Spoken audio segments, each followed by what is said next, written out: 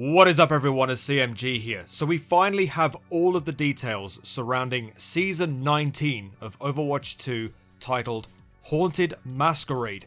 And as expected, there are some pretty spooky treats in store, including a new game mode that bears the same name as the season, Haunted Masquerade.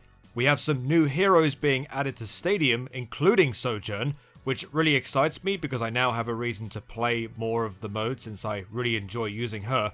We have 2 mythic skins for Lifeweaver and Junkrat, and a mythic weapon for Kiriko. The One Punch Man collaboration makes a return bearing new skins for heroes, and there will also be a trial weekend for the newest hero.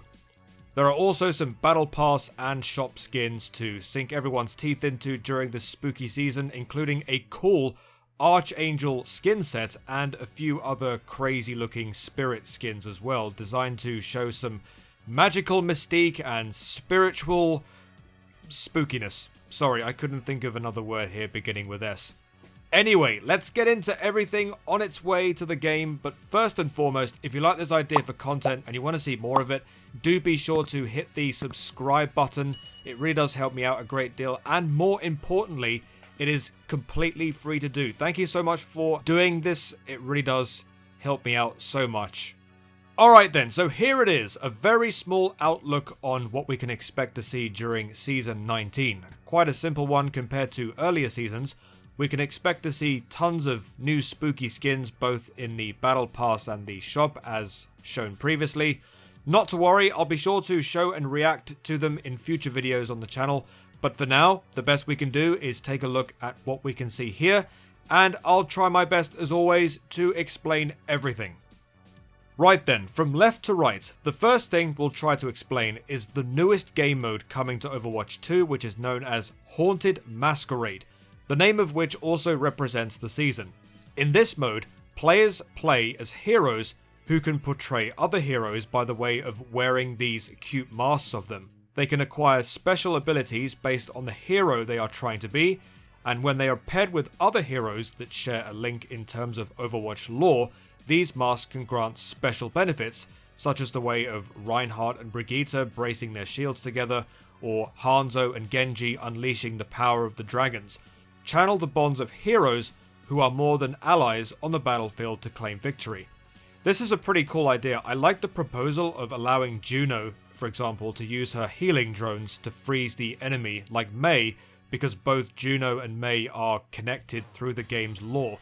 Seems quite interesting enough. I hope this is leaving some breadcrumbs for something lore heavy down the line if this game mode is being used somewhat in a way of trying to remind the community that there is some lore attachment to some of these heroes.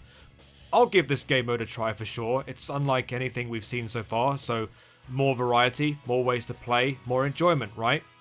Of course, other Halloween Terror game modes are coming back in rotation as well, so that's the PvE modes such as Junkenstein's Revenge and Wrath of the Bride.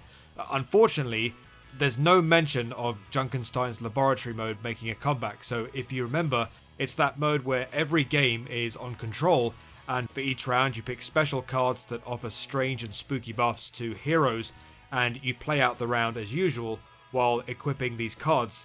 But I suspect this mode was just an experimental one to see how buffs worked in Overwatch 2, and eventually they became what you see in Stadium right now with the purchasable powers and modifiers in the armory section.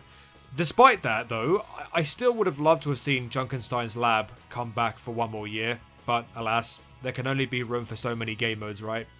Now, speaking of Stadium, we have quite a bit to tell here as well. Now, as with every season that passes, we have 3 new heroes being added to the mode in the form of Hazard, Torbjorn, and the one that I'm mostly looking forward to, Sojourn.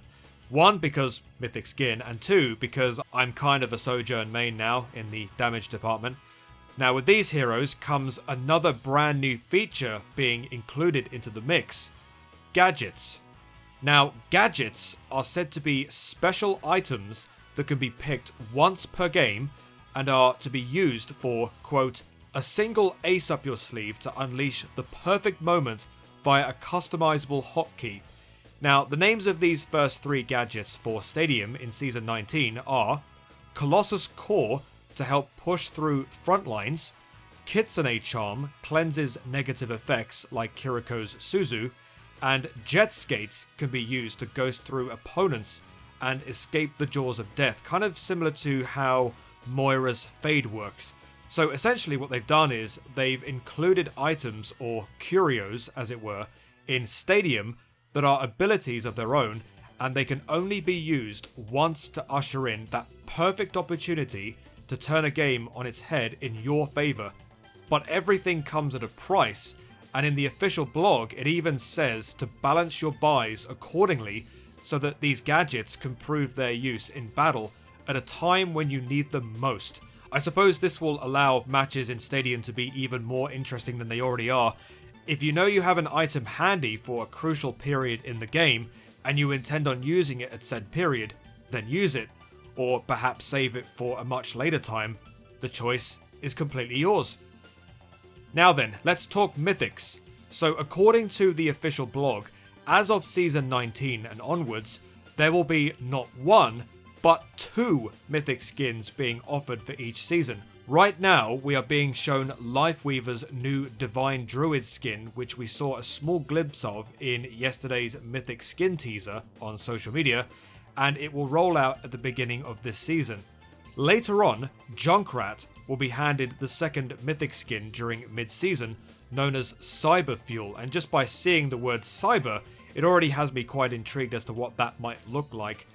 Kiriko, on the other hand, will receive a new Mythic Spirit Weapon skin, which I'm honestly considering unlocking and placing on the Mythic Kiriko skin that I already have from Season 3.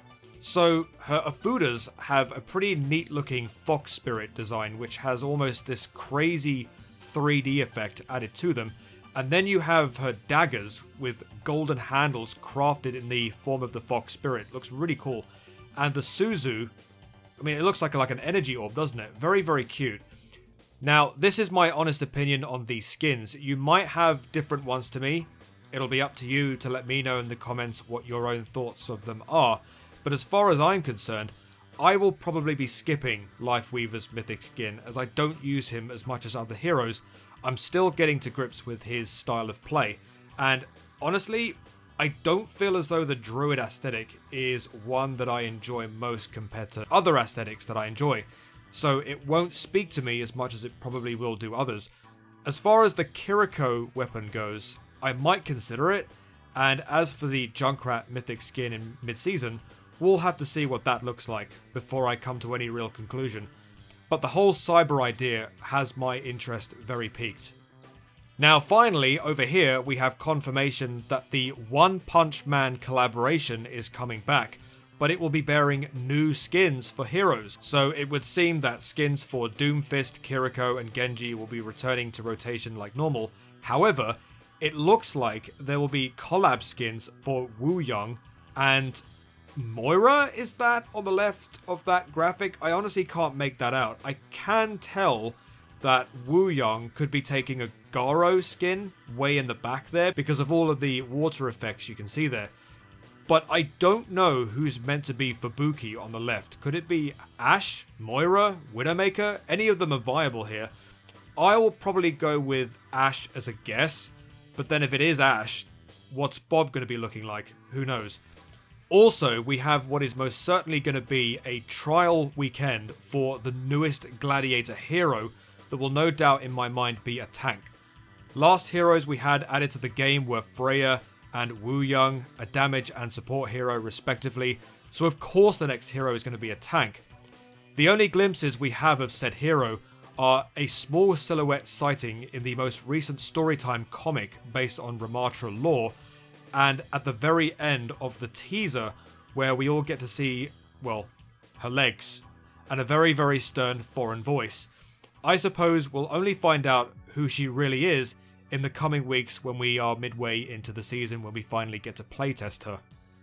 Alright then, so that's everything that we have for Season 19. If there is anything at all that I've missed out in this video, do be sure to check everything explained in the official blog that will be provided in the description to this video. Remember, I am not the best at explaining all of this. I always try to do my best, and that is what you should always do anyway. So then, what is the one thing that has you most excited for in the upcoming season for Overwatch 2?